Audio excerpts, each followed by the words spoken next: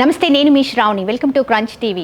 ఈ మధ్యకాలంలో movies sequels అనేది చాలా ఈజీ అయిపోయిందండి. అంటే ప్రతి ఒక్క మూవీకి కూడా సీక్వెల్ చేసేయాలి, తర్వాత ఏం జరుగుతుంది, నిజంగా బాగుందా బాగాలేదనేది సెకండరీ. బట్ ఏంటంటే పుష్ప 2, పుష్ప 1, ఇప్పుడు పుష్ప 3 అని చెప్పేసి ఇలా రకరకాలుగా వచ్చేస్తూ ఉన్నాయి. బట్ ఎప్పుడైనా సరే ఫస్ట్ వచ్చింది సెకండ్ సీక్వెల్ బాగుందా లేదా, ఇలాంటి విషయాలన్నిటి గురించి మనతో మాట్లాడడానికి చిట్టిబాబు గారు ఉన్నారు. సో ఆయన అడిగి దీని గురించి మరింత వివరంగా తెలుసుకుందాం. ఓకేనా? Hello sir.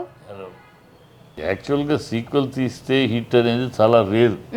సీక్వెల్స్ వరుసగా ఇది చూసినా ఫస్ట్ తర్వాత సెకండ్ ఎప్పుడు లోనే, ఎప్పుడు ఫస్ట్ దాటి సెకండ్ హిట్ అయిన దాఖలా లేవు. కాకపోతే ఎందుకు సీక్వెల్ చేస్తారు? బిజినెస్. ఇక్కడ ఒక సినిమా హిట్ అయింది అనగానే నెక్స్ట్ పార్ట్ 2 అనగానే వ్యాపారం ముందు అయిపోతుంది. ఎలా ఉంటుందో ఏమో అనే సందేహాలు ఉండవు. ఆ స్టైల్లో ఉంటుంది, ఓకే అని వ్యాపారం అయిపోద్ది. అందుకని స్టార్ట్ చేస్తారు. కానీ ఆడియన్స్లో ఏంటంటే, ఆడియన్స్లో ఎప్పుడు ఎందుకు ఫస్ట్ పార్ట్ కన్నా సెకండ్ పార్ట్ కన్నా ఎప్పుడు ఫస్ట్ పార్ట్ డామినేషన్గా ఎప్పుడు ఉండింది. ఎందుకంటే ఫస్ట్ పార్ట్ చూస్తున్నప్పుడు అంతా వాడికి ఏమి తెలవదు, ఏం జరుగుద్ది, అలా ఇంట్రెస్టింగ్గా ఏం జరగబోద్దు. ఇక్కడ సెకండ్ పార్ట్ వచ్చేటప్పటికి తెలిసిన కదా, వీళ్ళు కూడా ఆల్రెడీ ఒక ఇమాజిన్కి వెళ్ళిపోతారు, ఇలా ఉంటుంది ఇలా ఉంటుంది. సో దాదాపు అలాగే వెళ్ళాలి. అవుట్ ఆఫ్ ది వెళ్ళారు, దీన్ని ఎందుకు సీక్వెల్ 2 అన్నారని మళ్ళీ ప్రజలు విమర్శిస్తారు. కానీ ఆ స్టైల్లో వెళ్ళాలి. వీడికి ఆడియన్స్కి ఆల్రెడీ చూసిన స్టైలు వాడు ఎంజాయ్ చేస్తాడు, కానీ ఆ థ్రిల్ ఉండదు. ఫస్ట్ పార్ట్ చూస్తున్నప్పుడు థ్రిల్ ఉంది, ఏమిటి ఈ పాత్ర, ఈ క్యారెక్టర్, ఈ ఇన్సిడెంట్, ఆ థ్రిల్ ఉండదు. చాలా రిలాక్స్డ్గా చూస్తాడు. అక్కడే ఎప్పుడు కూడా ఫస్ట్ పార్ట్ కన్నా సెకండ్ పార్ట్ ఎప్పుడు ఇంతవరకు దాఖలా లేదు. ఫస్ట్ పార్ట్ని ముంచి సెకండ్ పార్ట్ అనేది ఎప్పుడు లేదు. ఈవెన్ బాహుబలి ఫస్ట్ పార్ట్ కన్నా సెకండ్ పార్ట్ తక్కువే. సో ఎప్పుడైనా సరే ఫస్ట్ ఈజ్ ద బెస్ట్ అని అంటారు. అంతే. ఓకే సార్, కల్కి పైన రకరకాల వివాదాలు, అంటే స్టార్టింగ్ నుంచి అది హైప్ చేసుకుంటూ ఇన్ని కోట్లు అనుకుంటూ ఇంతమంది అనుకుంటూ కల్కిని ఒక రకమైన హైప్కి తీసుకువెళ్ళారు. ఆ తర్వాత కొన్ని వివాదాలు, ఇది ఈ సినిమా ఓకేనా, కరెక్టేనా, బాగా చేశారా, నిజంగా ఆ లెవెల్లో ఉందా అని చెప్పేసి దాన్ని డిమోట్ చేస్తూ కొంతమంది కామెంట్స్ చేస్తూ ఉన్నారు. అసలు జనాలకి అంటే ఎలా కావాలని ప్రేక్షకులు కోరుకుంటున్నారు, ఎందుకు అంటే బాగుంది అనుకునే దగ్గరికి వచ్చేసరికి మళ్ళీ లేదు అని చెప్పేసి దానిలో ఏదో ఒకటి చూపించాలి. రాబోయే దశావతారాల తర్వాత వీళ్ళ కల్కి అవతారం అంటే మరో దేవుడు లెక్క. సో పురాణం. ఇప్పుడు ఆ టైటిల్ పెట్టినాక సినిమా ఏం చేశారు, 2 రకాలుగా పాయింట్లు జనాలకి. పర్టికులర్ మన ఆంధ్ర తీసు, ఇన్ జనరల్ నార్త్లో అమితాబ్ బచ్చన్ దాన్ని తీసుకెళ్ళాడు, ముందుకు తీసుకెళ్ళాడు. మనాడు ప్రభాస్ గెస్ట్ అపీరెన్స్ చెప్తే దీంట్లో ప్రభాస్ హీరో అని చెప్పడం కూడా నేను చెప్పుకుంటామే. యాక్చువల్గా ఇది ప్రభాస్ హీరో కాదు, అమితాబ్ బచ్చన్ హీరో. ప్రభాస్ గెస్ట్ వేషం వేసినట్టే లైక్ నెక్స్ట్ పార్ట్లో చూడాలి. ఇప్పుడు కల్కి పురాణం తీసాడా? కాదు. పురాణం అనే పాయింట్ ఆఫ్ వ్యూలో అంటూ మళ్ళీ దాన్ని సైంటిఫిక్ జోనలు, ఆ జోన్లోకి వెళ్ళాడు. అటు ఇటు ఐడియా అయితే 3 నిన్న వాళ్ళ రేపు అనే 3 దీంతో ఐడియా పెట్టాడు. ఐడియాని చక్కగా అండ్ ఇంట్రెస్టింగ్గా బ్యాలెన్సింగ్ చేయటంలో విఫలమయ్యాడని చెప్పాలి. ఖర్చు పెట్టారు, బ్రహ్మాండంగా తీశారు. ఇప్పుడు ఆ కారు ఏమిటి, ఆ కారు దాని గురించి అంత బిల్డప్ ఇచ్చారు. ఆడియన్స్ వస్తే ఏముంది ఆ కారు, ఏమన్నా స్పెషల్ అనిపించిందా? లేదు కదా. అలాగే ఆ బొమ్మను పెట్టారు, ఏదో రజనీకాంత్ చిట్టిలాగా ఇక్కడ బుజ్జి అనేది పెట్టారు. దానివల్ల ఏమైనా ఇంపాక్ట్, కామెడీ ఎంజాయ్ పోయిందా? లేదు. సో ఇవన్నీ మైనస్.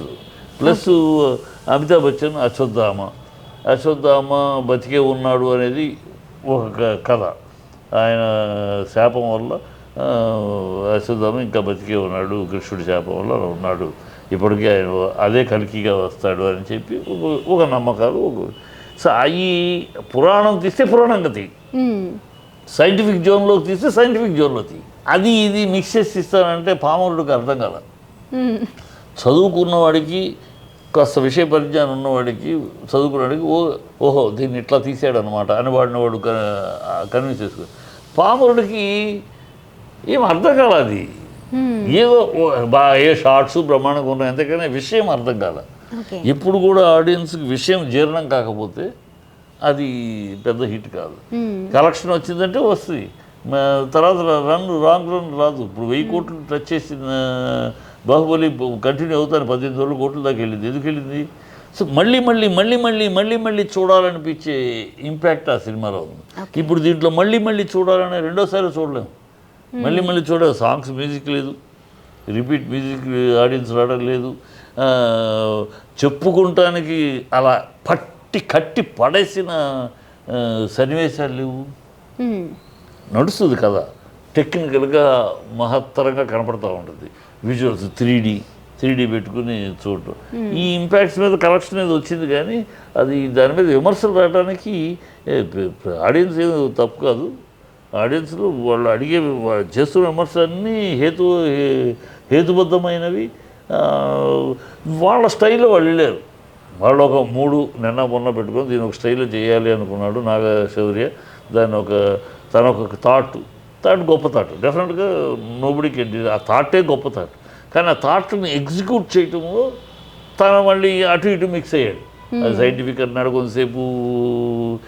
కొంతసేపు పురాణము, ఆ రెఫరెన్స్ ఇది అది కలగాపులకం అయిపోయి ఎక్కడ అలా చొచ్చుకుపోయి ఆడియన్స్ హృదయాల్లో అలా ముద్ర వేసుకుని నిలబడిపోయే పద్ధతిలో ఏ సన్నివేశాలు లేవు, ఏ సాంగ్లు లేవు,